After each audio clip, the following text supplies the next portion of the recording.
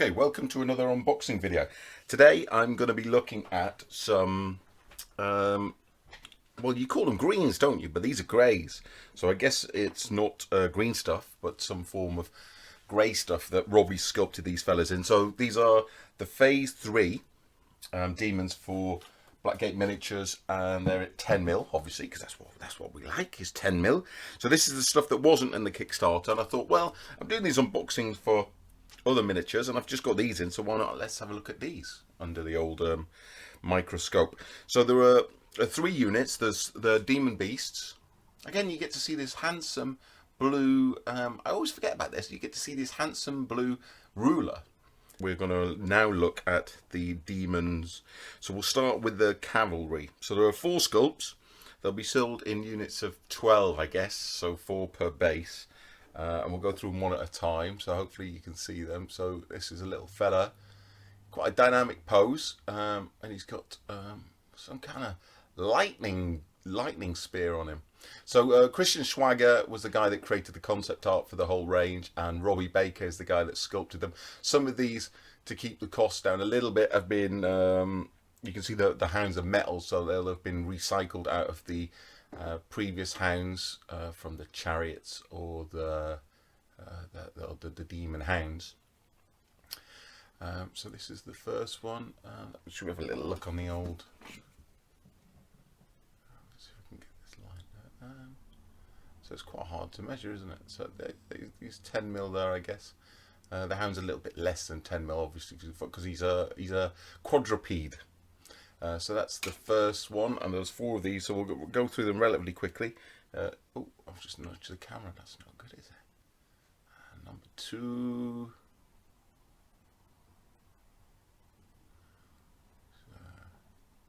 Giving some infantry chop down there. That's nice. Okay, number 3.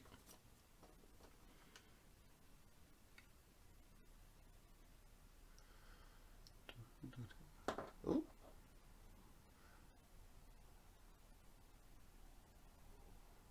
I do find it amazing that people can sculpt things like faces in 10mm, and hands, and I find it hard enough to paint the bloody things in 10mm, let alone sculpt them. You just like have a hand like a surgeon.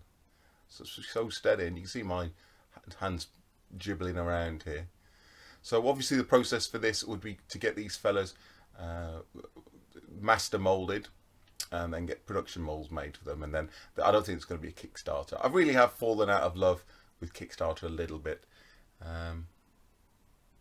I think some of the practices are a bit like eBay's practices, that you kind of have to lump it because they're the only game in town. But when it comes to the point where you think, do I really want to do it, or do I not want to do it? And not just the 8.5% that they eat. Oh, sorry, we're on to another fella here. I'm off talking about Kickstarter. We have a Demon Beast. Now, Demon Beasts are they go single stand, so 40 by 20, and they go facing the front, so a bit like Cavalry. And Demon Beasts are kind of big, mutated. That means they can look like anything. The art that Christian did, they were kind of all twisted and contorted. So this fella, I don't quite understand what's going on with his arm at the front. He's got an arm tucked underneath, maybe scratching his armpit there, I think. And we'll see if we can get the ruler out and see if we can measure him up. So he is going to take up most of the real estate of a 40 by 20 innie that way. He's probably not as wide this way. Yeah, it's only about 10mm width, and see if we can measure the height. Yeah, probably 10mm if you discount the arms. But he's a bigger model. So funnily enough, these are going to be sold in units of 3, and I've ended up with 4 sculpts. So I'm not 100% sure that's going to work. If one of the sculpts fails to make the molding process successfully, that will obviously make things very easy. But if all 4 make the process, they'll only be sold in units of 3. So I'll probably just include all 4 sculpts and let you have an extra one to do as you wish. We've got this fella here.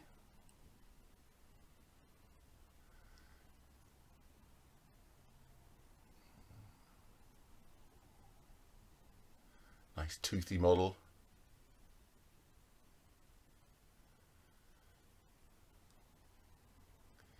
it's actually nice to be able to get some video of the sculpts, because they're notoriously difficult to photograph 10mm stuff. And this close up, I've got like a reasonably good Logitech C920 webcam, and I use an external mic, so which, hopefully that makes the audio a bit better.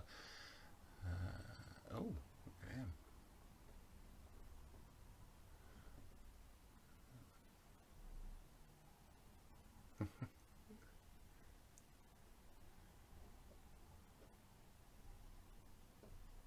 Okay, and then we got the final one.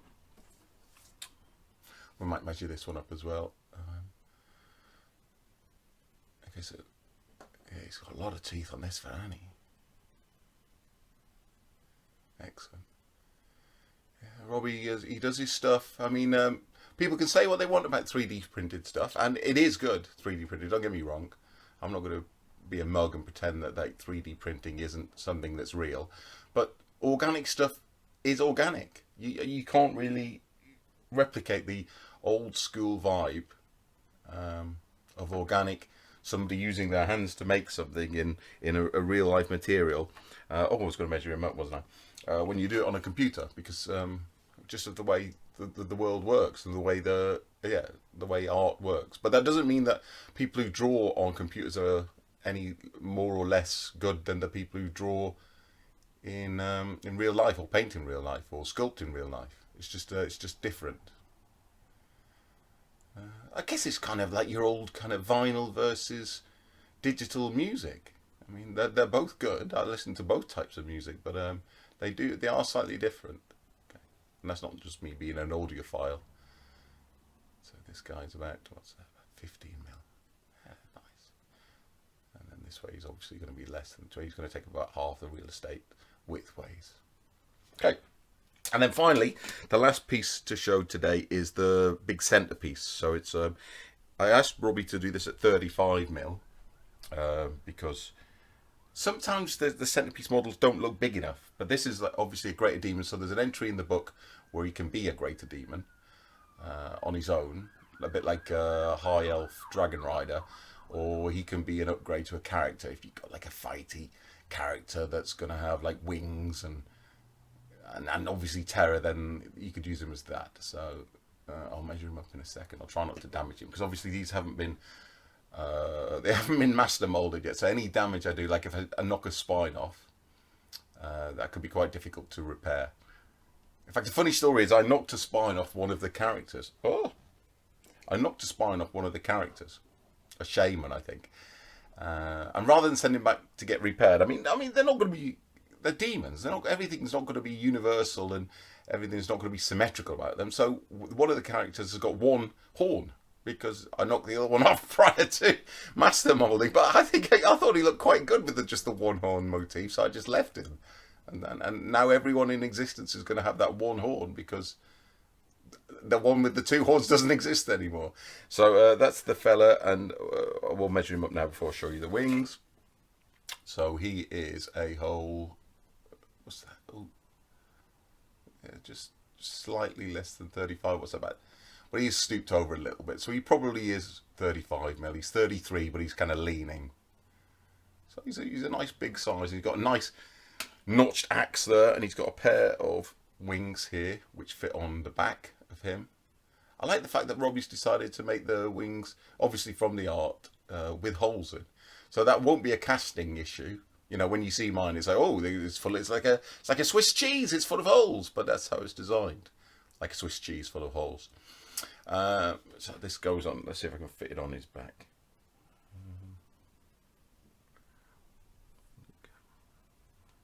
It goes there. It's got a notch in his back, and this slots in like that. That'll be very nice. That shouldn't be too difficult to green stuff up. Any gaps there when you make him up. So it's a very nice piece of work, Robbie, as always. I mean, this final phase was probably the most expensive of the 3 phases, because of this big guy and the other big guys, and it's also the one that I'm not kickstarting. So it's a bit, it's all a bit bizarre, but this is the world we live in now. So hopefully you like looking at these fellas, and hopefully you think it's not too distasteful that I'm plugging my own gear on the Warmaster podcast. That's not why it was created. If you listen to the beginning, because I mean we're on episode 140 something now. If you listen to episode 1, there's certainly no sign of Blackgate Miniatures. I was just happy to be playing the game with Lizardmen that I bought, and then I wanted to play ogres, and there were no ogres. So that's how Blackgate Miniatures came into existence. I thought, in true kind of crazy fashion, as you do. Well, they don't exist. I'm not going to convert them like Jim the Gent did. He made an army out of. There's one type of ogre, one unit of ogre that GW produced, and he made a whole bloody army out of them. So I thought, I ain't doing that. I've got nowhere near that skill level. So instead, I paid. In fact, the community paid more than me via Kickstarter to get Christian to do the art, get Robi to do the sculpting, and to get a couple of my friends, John Webb and Rid, to do some painting, and then there we go. Oh, that's very nice. Well done. So yeah, that was this very brief 10-minute video on the Phase 3 demons from Blackgate Miniatures.